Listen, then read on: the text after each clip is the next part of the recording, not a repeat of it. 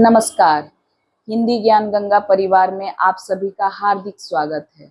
अव्यय के भेदों पर चर्चा कर रहे थे। आज अव्यय का अंतिम वो 5वां भेद निपात पर चर्चा करेंगे। निपात ऐसे अव्यय शब्द जो संज्ञा, सर्वनाम, विशेषण व क्रिया विशेषण के साथ प्रयुक्त होकर उस पर बल देने, उसे सीमित करने अथवा दूसरों के साथ मिलाने का कार्य करते हैं, उसे निपात कहते हैं। निपात है क्या, इसे पहले हम समझ लेते हैं। ऐसे अव्यय शब्द, ये अव्यय शब्द है क्योंकि अव्यय का ही 5वां भेद है, जो संज्ञा, सर्वनाम, विशेषण, संज्ञा, सर्वनाम, विशेषण व क्रिया विशेषण के साथ प्रयुक्त होकर मतलब उसके साथ लगकर, जुड़कर उस पर बल देने का मतलब निपात जो है बल देने का कार्य करता है, उसे सीमित करने का अथवा दूसरों के साथ मिलाने का कार्य करते हैं। 3 यहाँ कार्यों की बात हो रही है। निपात के 3 कार्य हैं।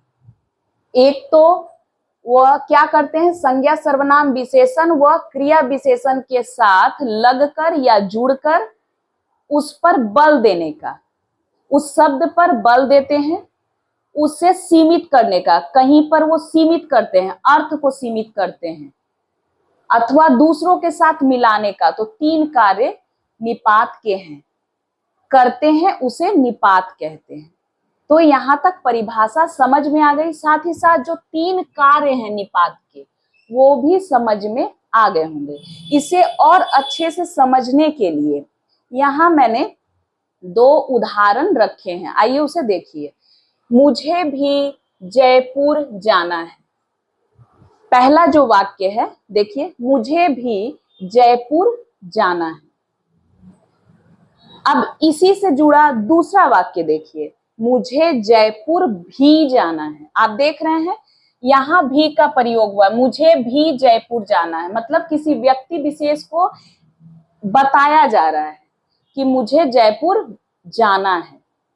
वो व्यक्ति भी जा रहा होगा तो उसी के स्वीकृति में दूसरा व्यक्ति बता रहा है कि मुझे भी जयपुर जाना है। अब इसी से जुड़ा दूसरा वाक्य देखिए, मुझे जयपुर भी जाना है। इस वाक्य से ये अर्थ निकल रहा है कि व्यक्ति अन्य स्थानों में जाते हुए उसे जयपुर भी पहुंचना है। तो भी जो है ये निपात है। यहां सर्वनाम के साथ प्रयुक्त हुआ है, आप देख रहे हैं, मुझे भी जयपुर जाना है, मतलब एक व्यक्ति के साथ वो व्यक्ति भी शामिल है और वो जयपुर जाने की बात कर रहा है। दूसरे वाक्य में देखिए, संज्ञा के साथ प्रयुक्त हुआ है, मुझे जयपुर भी जाना है। वो व्यक्ति स्वयं एक स्थान गया है और उसके साथ साथ वो जयपुर की भी यात्रा करने जा रहा है। यहाँ 2 अर्थ निकल रहे हैं। एक ही आप देख रहे हैं शब्द है भी, और ये यहाँ बल देने का कार्य कर रहा है, स्वीकृति का भाव व्यक्त कर रहा है, तो ये निपात है। भी जो है ये निपात है। एक और वाक्य हम देखते हैं, वे तो पुस्तक पढ़ेंगे। वे तो पुस्तक पढ़ेंगे। अब दूसरा वाक्य देखिए, वे पुस्तक तो पढ़ेंगे। तो का प्रयोग 2 जगह हुआ है। यहां सर्वनाम के साथ वे तो पुस्तक पढ़ेंगे, मतलब वो पढ़ते हैं, वो पढ़ेंगे, वे तो पुस्तक पढ़ेंगे। दूसरा वाक्य, वे पुस्तक, यहां संज्ञा पुस्तक है, वे पुस्तक तो पढ़ेंगे। 2 जगह तो का प्रयोग, और ये भी निपात है।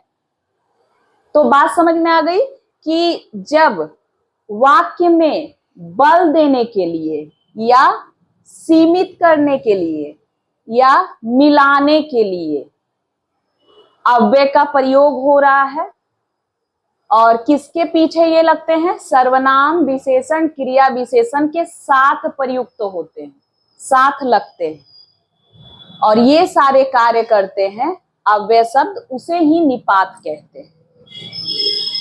अब निपात के कुल 9 भेद होते हैं, बारी बारी से प्रत्येक पर हम चर्चा करते हैं। पहला जो भेद है बलदायक या सीमा बोधक निपात।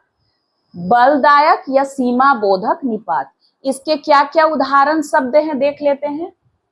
तो, ही, तक, सिर्फ, केवल, पर। तो यह बलदायक सीमा बोधक निपात अव्यय शब्द हैं। ये जिस वाक्य में प्रयुक्त होंगे वाक्य को बल प्रदान करेंगे। अवधारण बोधक दूसरा जो भेद है, ठीक, करीब, लगभग, अवधारण बोधक।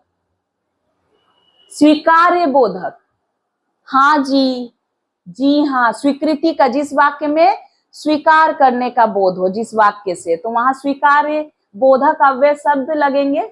हाँ, जी हाँ, और निपात है ये, क्योंकि ये निपात का कार्य करते वाक्य में। निषेध बोधक, मत, ना, यहाँ निषेध, मना कर देने का भाव है, मत, ना, ये कैसे निपात है? निषेध बोधक। तो अभी तक हमने 4 भेदों को देखा, बलदायक या सीमा बोधक निपात, अवधारण बोधक, स्वीकार्य बोधक निपात और निषेध बोधक निपात। अब आगे बढ़ते हैं। पांचवा जो भेद है देख लीजिए, प्रश्न बोधक। प्रश्न बोधक निपात क्या है? क्या अव्यय शब्द, प्रश्न बोधक निपात। नकार बोधक, नहीं, जी नहीं, नकारने का जहां भाव हो।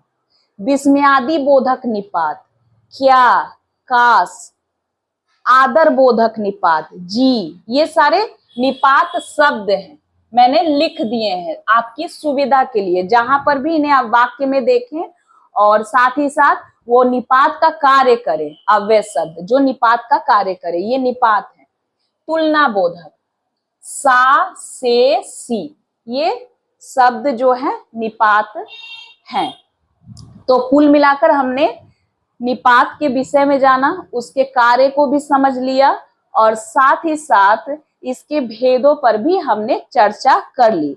अव्यय के 5 भेद हम पढ़ चुके हैं। अब एक नए विषय के साथ मैं आपसे शीघ्र ही मिलती हूँ, तब तक के लिए धन्यवाद।